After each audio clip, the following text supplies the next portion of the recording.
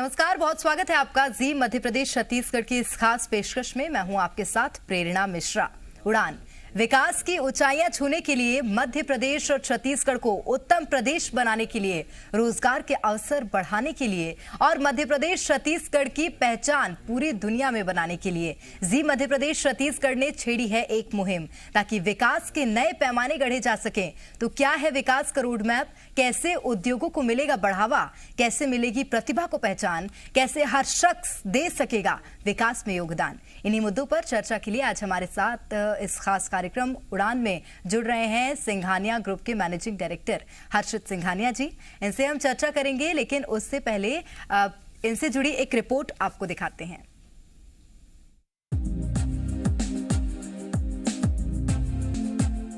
चुनौतीपूर्ण real estate market में अपनी एक अलग पहचान बनाना आसान नहीं है, लेकिन लगातार अपनी मेहनत और इनोवेटिव प्रोजेक्ट्स के जरिए सिंघानिया बिल्डकॉन ने लोगों के दिलों में अपनी एक खास जगह बना ली है।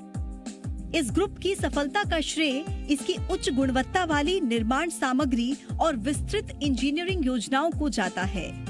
सिंघानिया बिल्डकॉन के मैनेजिंग डायरेक्टर हर्षित सिंघानिया की दूरदर्शी सोच और अनुभव के बल पर आज प्रदेश में हर्षित नगर, आर्चीज रियल एस्टेट, हर्षित रॉयल रिजेंसी, हर्षित डायमंड टावर, हर्षित टावर सी कॉम्प्लेक्स, हर्षित रत्न, हर्षित विहार और श्याम चैम्बर्स जैसी परियोजनाओं को सफलता से पूरा किया गया है। अपने इनोवेटिव डिजाइन और गुणवत्ता से ये कंपनी आज रायपुर ही नहीं बल्कि पूरे देश में एक बेंचमार्क स्थापित कर रही है। चलिए चर्चा करेंगे, लेकिन सबसे पहले स्वागत करना चाहूंगी हर्षित सिंघानिया जी का। बहुत स्वागत है सर। बहुत बहुत धन्यवाद। अच्छा जी, पहला सवाल मेरा डॉक्टर आपसे यही है सिंघानिया जी, क्योंकि देखिए ग्रुप शुरू हुआ है और काफी सफलतम योगदान इसका रहा है समाज में, लेकिन कब और कैसे इसकी शुरुआत हुई, ये एक मुझे लगता है बड़ा सवाल है जो हर कोई जानना चाहता है। जी, संघर्ष, देखिए संघर्ष ही जीवन है और निरंतर संघर्ष करने वाले और नहीं हारने वाले और पर निरंतर प्रयास करने वाले, वैसे मेरे पिता सुबोध सिंघानिया जी ने इस ग्रुप का शुभारंभ किया था। 1993 में इसके बीज रखा था और आज 29 ईयर्स हो चुके हैं, 29 साल हो चुके हैं इस ग्रुप को, और भगवान के आशीर्वाद से हम छत्तीसगढ़ के नए नंबर 1 रियल एस्टेट के नाम से जाने जाते हैं। तो 1993 में हमने एक प्रोजेक्ट हर्षित विहार से चालू किया था और उसके बाद हमारी जर्नी यहाँ 1993 से स्टार्ट हुई थी, जो मेरे पिताजी ने यह बीज रखी थी। बिल्कुल, तो 1993 से ये जर्नी शुरू हुई है और अब चल रहा है 2022। कैसे इस पूरी जर्नी को अंजाम तक पहुंचाया गया है? अब तक की जर्नी कैसी रही है सर? अब तक की जर्नी बहुत शानदार रही है और आगे आने वाले समय में भी भगवान के आशीर्वाद से बहुत अच्छी होने वाली है। हम सिर्फ छत्तीसगढ़ ही नहीं, पूरे भारत विश्व में अपने प्रोजेक्ट्स लाने वाले हैं। अभी जो पिछले 29 साल की जर्नी रही है उसमें हमने एक 4 स्टार प्रॉपर्टी होटल सिंघानिया सरोवर पोर्टी को लाया, एक बेंचमार्क, छत्तीसगढ़ का एक बेंचमार्क माने जाने वाला सिंगापुर सिटी लाया, हर्षित कॉरपोरेट लाया, हर्षित चैम्बर लाया, हर्षित फॉर्चूनर लाया। कमर्शियल बिल्डिंग की बात करेंगे तो हर्षित कॉरपोरेट लाया, और रेसिडेंशियल्स में बात करेंगे तो हर्षित नगर, हर्षित रत्ना जैसे बड़े प्रोजेक्ट्सों को हमने लाया है। बिल्कुल हर्षित जी, बहुत अच्छी पहल है और शायद आप खुद भी नहीं जानते होंगे इस बात को कि कितने युवा ना जाने आपसे प्रेरणा ले रहे हैं और आगे बढ़ रहे हैं। देखिए, युवा चेहरा तो है ही आप बिजनेस फील्ड का, लेकिन आप कौन सी उम्र से इस बिजनेस में आ गए थे और इतना सफलतम योगदान आपने अपने बिजनेस में दिया है? मैं 17 साल की उम्र में था जब मैं यह बिजनेस ज्वाइन कर लिया था। मैंने अपनी स्टडीज कंप्लीट किया है ICSE बोर्ड से। उसके बाद मैंने BBA किया। BBA करने के साथ ही साथ मैं बिजनेस में उतर गया था और तब से निरंतर प्रयास कर रहा हूं कि हम नए प्रोजेक्ट्स लाते रहें, नई सौगात प्रदेशवासियों को देते रहें। तो मैं 17 साल की उम्र में था तब मैं रियल एस्टेट बिजनेस में आ गया था। देखिए हर्षित जी, आपके तो खून में ही बिजनेस था क्योंकि आपके पिताजी ने ये बिजनेस शुरू किया था, लेकिन जो युवा हैं जो अभी भी बिजनेस इंडस्ट्री में आना चाहते हैं, क्या उनके लिए भी वही ठीक उम्र होती है कि वो लोग आगे बढ़ सकते हैं, अपना बिजनेस शुरू कर सकते हैं? उनके लिए यह सुझाव रहेगा कि मैं, क्योंकि बोलते हैं कि दूध का जला झाज को भी फूक फूक के पीता है, तो उनके लिए यह सुझाव मैं देना चाहूँगा कि बिजनेस में आने का सही समय 23 या 24 वर्ष चुने तो ज़्यादा अच्छा रहेगा, जिसमें आप अपनी पूरी प्रैक्टिकल लाइफ का एक्सपीरियंस ज़्यादा लें, किताबी नॉलेज से ज़्यादा प्रैक्टिकल चीज़ों को लें और प्रैक्टिकल लाइफ का एक्सपीरियंस करें और प्रैक्टिकल चीज़ों को अपने लाइफ में उतारें और उसके बाद बिजनेस में आए। बिल्कुल, सिंघानिया ग्रुप को बहुत ऊंचा मुकाम देना है और बहुत आगे पहुंचाना है। ये प्रेरणा आपको कहाँ से मिलती है? देखिए, पिताजी ने शुरू किया, लेकिन बहुत बार ऐसा जरूरी नहीं होता कि हम अपने परिवार के किसी सदस्य सीखें, हो सकता है बाहरी सदस्य हो। कहाँ से आपने सीखा कि आपको इसको आगे बढ़ाना है और इसको शिखर पर पहुंचाना है? देखिए, मेरे लिए तो मेरे प्रेरणा मेरे पिताजी ही हैं, क्योंकि एक छोटी सी घटना आपको बताना चाहूँगा क्यों है वो मेरे प्रेरणा और मेरे गुरु और मेरे चैलेंज, जो मेरे हीरो, मेरे डायनेमिक हीरो जिनको मैं फॉलो करता हूँ, वो मेरे पिता ही हैं। वो आज भी 18 घंटे मेहनत करते हैं, आज भी 18 घंटे वर्किंग करते हैं और उन्होंने अपनी जर्नी, एक छोटा सा गाँव है छत्तीसगढ़ में गंडई करके, वहाँ से उन्होंने अपना यह कार्य स्टार्ट किया था, जो वो यहाँ जीरो थे और वो जीरो से स्टार्ट करके आज छत्तीसगढ़ में मुकाम हासिल किया है और छत्तीसगढ़ के नंबर 1 रियल एस्टेट बनाया है।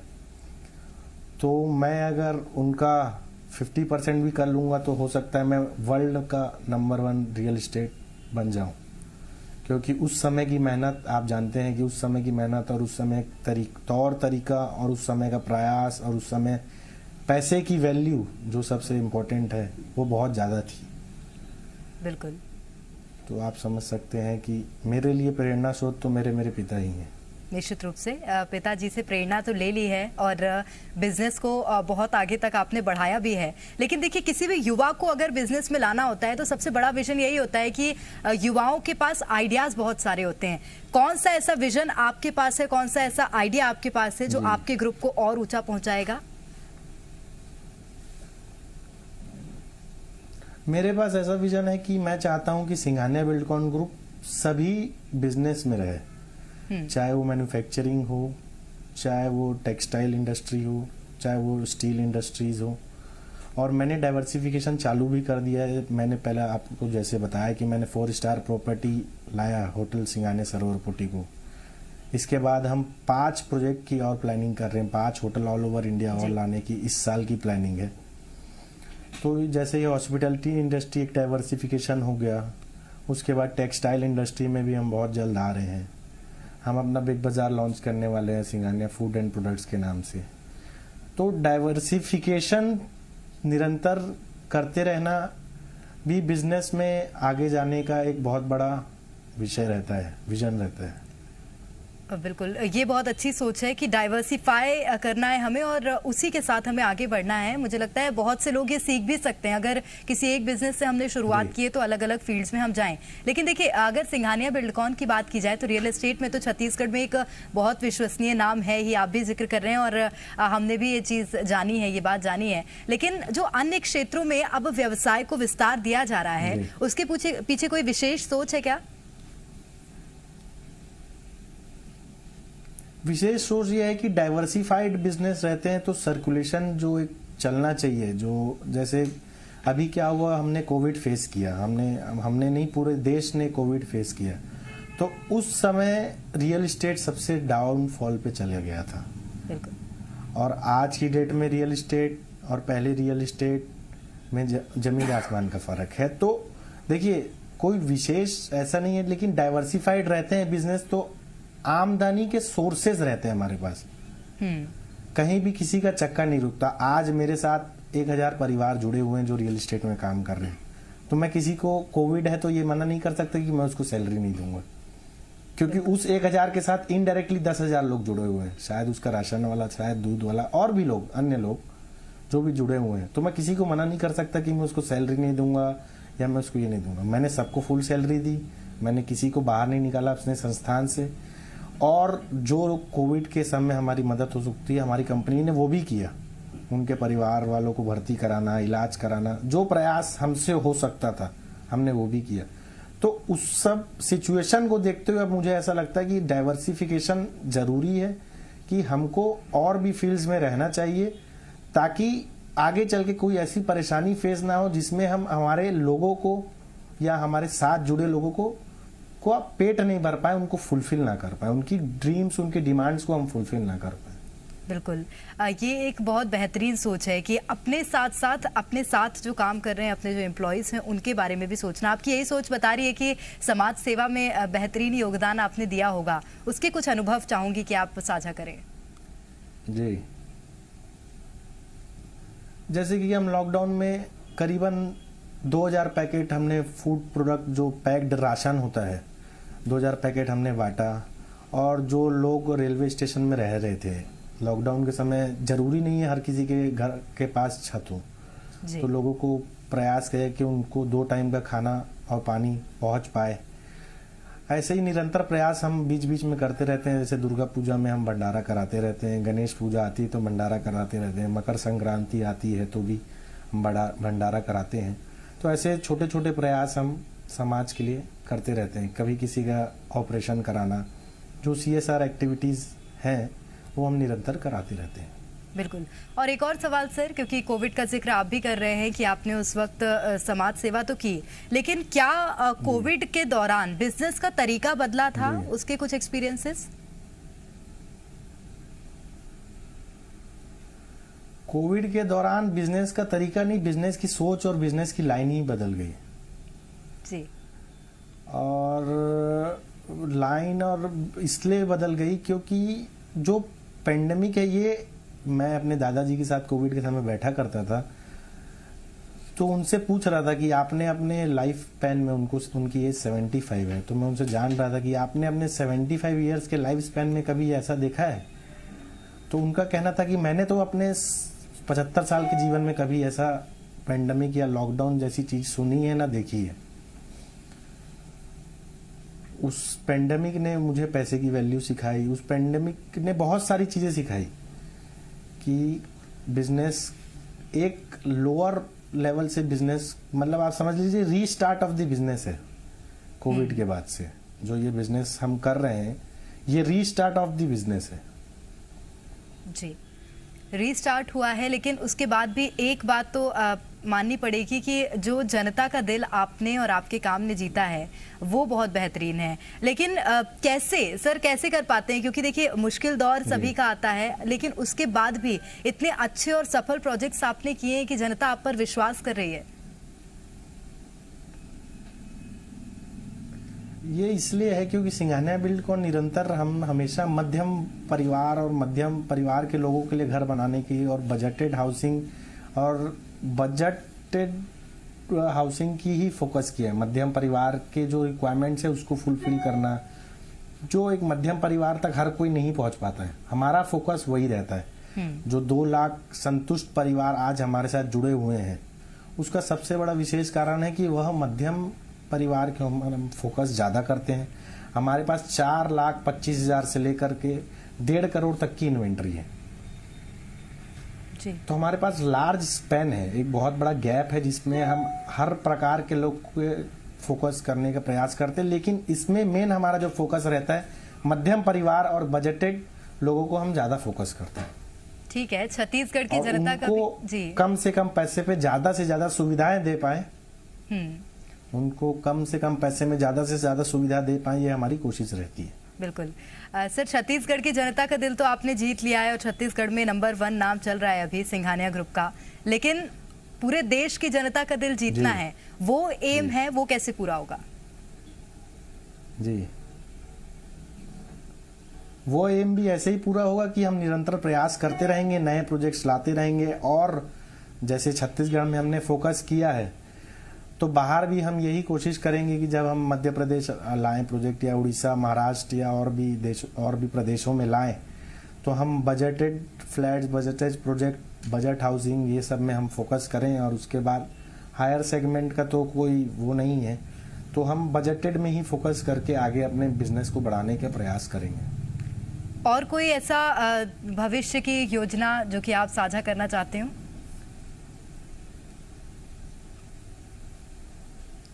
भविष्य की ऐसी योजना है कि हम कोशिश करेंगे कि जो जैसे प्रदेश में ना हो, जो मध्यम परिवार कई बार चूक जाता है कई चीज़ों की सुविधाओं का लाभ उठाने में, तो उस चीज़ों को हम उसके ही बजट में उसके ही प्राइस में लाकर उन्हें डिलीवर करेंगे। यही हमारा आगे का सोच है। और एक और बात, क्योंकि सर देखिए आजकल आप युवा हैं और आप ये शायद बात बेहतरीन समझ पाएंगे कि युवा बहुत बार ऐसा होता है कि अपने दूसरे सपने पूरे करते हैं, लेकिन जो परिवार का बिजनेस होता है उसको आगे बढ़ाने की नहीं सोचते हैं, बहुत बार साइडलाइन हो जाते हैं और कहते हैं कि हम कुछ और अलग करेंगे। तो उन युवाओं को कोई आपकी सलाह? जी, उन युवाओं से ये सलाह है कि पहले तो अपना घरेलू बिजनेस ही करना चाहिए। कारण क्योंकि जो इस्टेब्लिश्ड है ऑलरेडी, जो चीज़ ऑलरेडी बनी हुई है, उसको हम ज़्यादा जल्दी ऊंचाइयों में ले जा सकते हैं अपना निरंतर प्रयास करके। और कोई चीज़ जो जिसका नींव नहीं खुदा है उसका पहले नींव खोदना, उसके बाद बीज लगाना, उसके बाद पेड़ बढ़ेगा और उसके बाद फल आना चालू होगा।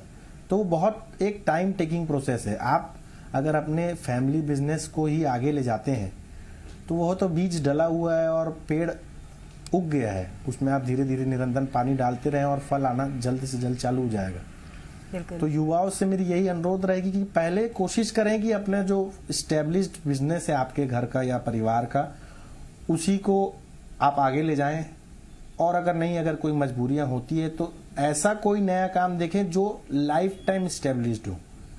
आजकल के युवा बहुत डिस्ट्रैक्ट हो जाते हैं कि आज अमेरिका में इसने ये लॉन्च किया, यूएस में उसने वो लॉन्च किया, यूके में इसने वो लॉन्च किया, लंदन ने उनसे ऐसा किया। तो हम उस चीज़ से डिस्ट्रैक्ट ना हो। जैसे कोविड के पहले बहुत चलन चल रहा था कि पबजी, तो खूब सारे लोग पबजी से एडिक्टेड हो रहे थे युवाएं। जी। तो ये सब चीजें हैं जिससे आपको डिस्ट्रैक्ट नहीं होना है और सिंगल फोकस, सिंगल टारगेट रखेंगे तो मेरे ख्याल से सफलता आपके कदम चूमेगी, इसमें कोई दो राय नहीं है। तो आपने पहले से सोच के रखा था हर्षित जी कि आपको अपनी फैमिली बिजनेस को ही आगे बढ़ाना है, या कुछ ऐसा हुआ कि आपको 17 साल की उम्र में वो बिजनेस संभालना पड़ गया?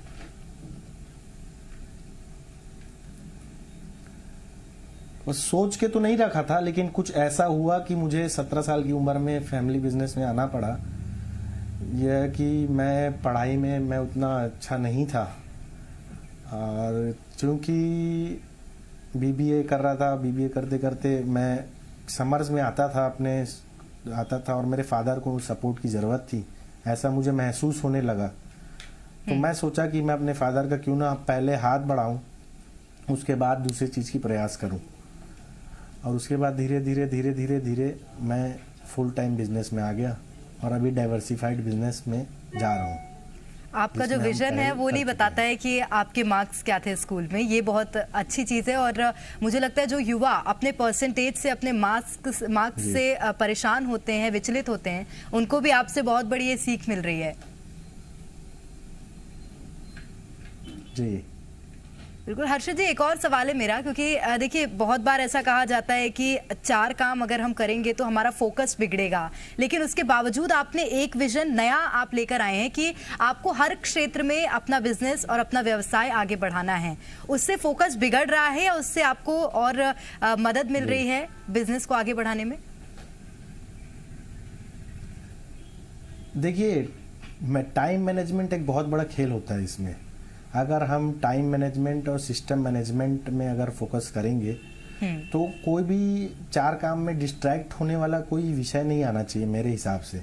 अगर टाइम मैनेजमेंट आपका अच्छा है, आपकी टीम अच्छी है, आपकी सेटअप अच्छा है, आपने एक नींव बना दी, एक सिस्टम बना दिया, एक इकोसिस्टम बना दिया जिसमें आपकी टीम काम करेगी, तो कोई भी चीज़ असंभव नहीं है इस दुनिया में मेरे हिसाब से।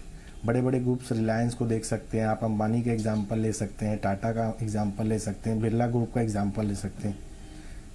इनका भी एक टॉप एंड जो है वो एक ही आदमी है कोई, और उनके अंडर पूरी टीम काम कर रही है। तो फोकस बिगड़ना या विजन बिगड़ना ये तो कोई विषय नहीं है। टाइम मैनेजमेंट लेकिन बहुत इंपॉर्टेंट है इसमें, और हार्ड वर्किंग, टाइम मैनेजमेंट के साथ साथ हार्ड वर्किंग करेंगे तो कोई भी चीज़ उस दुनिया में मेरे हिसाब से असंभव नहीं है। बिल्कुल।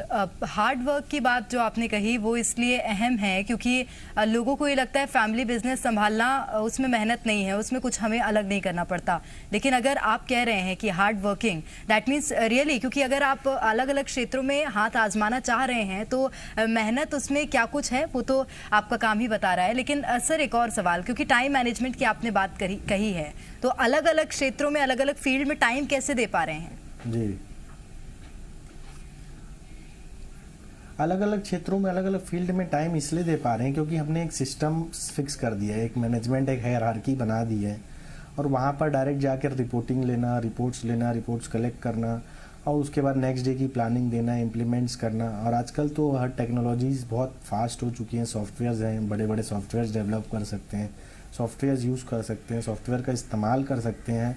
तो हम हर जगह अपने अपने सॉफ्टवेयर्स का इस्तेमाल कर रहे हैं, फॉरविजन का इस्तेमाल कर रहे हैं, ERP सिस्टम का इस्तेमाल कर रहे हैं। इस तरह हम टाइम को मैनेज और आसानी से कर पा रहे हैं और बहुत लोगों को उसमें कोलैप्स करके रिपोर्टिंग प्रॉपर लेना, रिपोर्टिंग प्रॉपर रिसीव करना, उन लोगों को नेक्स्ट डे का जॉब असाइन करना, ये सब प्रॉपर सिस्टम में हो पाता है। बिल्कुल। ये जो तस्वीरें सर इस वक्त हम दिखा रहे हैं टीवी पर, उसमें साफ दिख रहा है कि एम्प्लॉयज़ का बर्थडे सेलिब्रेशन भी हो तो आप लोग उसको बहुत अच्छे से मनाते हैं। तो लगता है कि अगर एम्प्लॉयज़ खुश रहेंगे तो हमारा जो काम है वो आगे बढ़ेगा और बेहतरीन हो सकेगा। जी नहीं, बिल्कुल, एम्प्लॉयज़ बहुत इम्पोर्टेंट है क्योंकि कस्टमर से ज़्यादा इम्पोर्टेंट मेरे लिए मेरे एम्प्लॉयज़ हैं।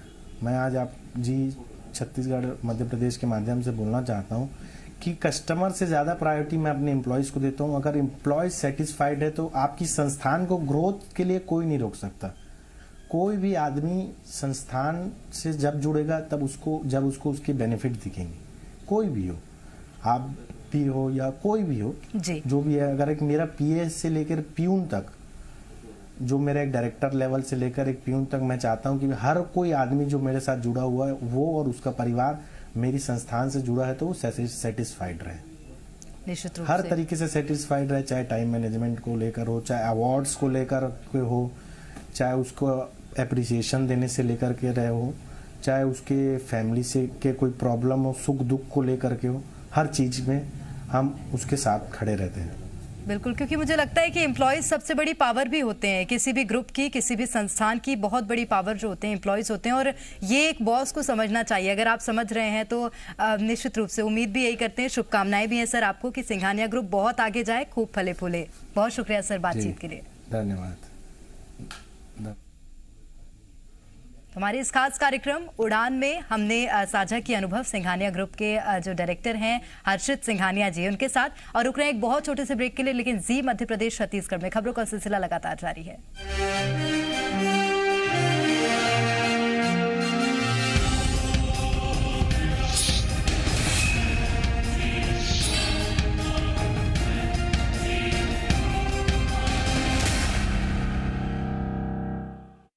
खबरों में बने रहने के लिए आप हमारे फेसबुक, ट्विटर, इंस्टाग्राम पेज को फॉलो कर सकते हैं और ताज़ा अपडेट्स के लिए हमारे YouTube चैनल जी मध्य प्रदेश छत्तीसगढ़ को सब्सक्राइब कर सकते हैं। बेल आइकन दबाना बिल्कुल ना भूलें।